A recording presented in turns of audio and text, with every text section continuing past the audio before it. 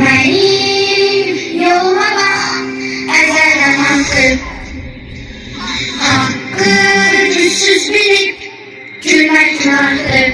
Gelecek sezonun çekmeyin vaxtı.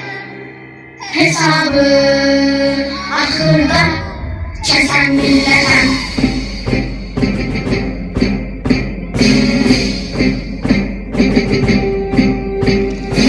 Üzme babahuma çamurdaşları.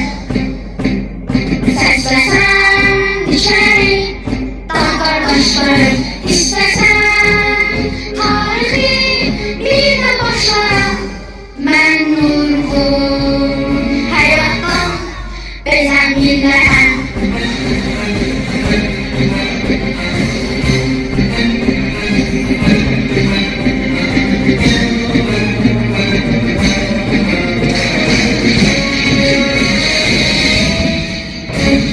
Seçil torbandan eğlen düşme. Şeytanın ümidini üzen milleten. Dünyanı üstüme kaldırdın yeter. Dünyanın derdine dözen milleten. Seçil torbandan eğlen düşme. Ben şeytanın ümidini üzen milleten. Dünyanı üstüme kaldırdın yeter. Dünyanın derdine dönen milleten. Bu dünyanın derdine dönen milleten.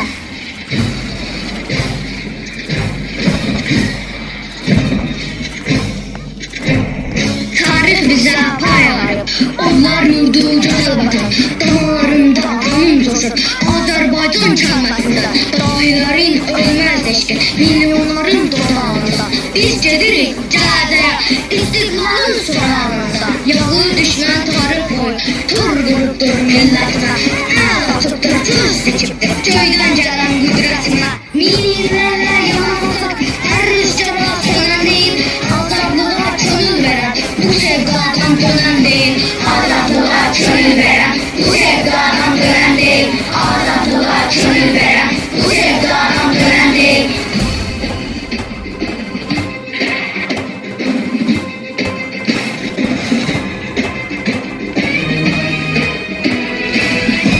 Buraların bir grubu dirildi. Ömür bize vətən üçün verildi. İsas değil Türk yurttaşı şanımız. Uğruna geçsek hal olsun kanımız. O kansızdan özümüzü almasak, vətən bize oğul deyip ölmesin. Dur kardeşim, silahımız giyretti.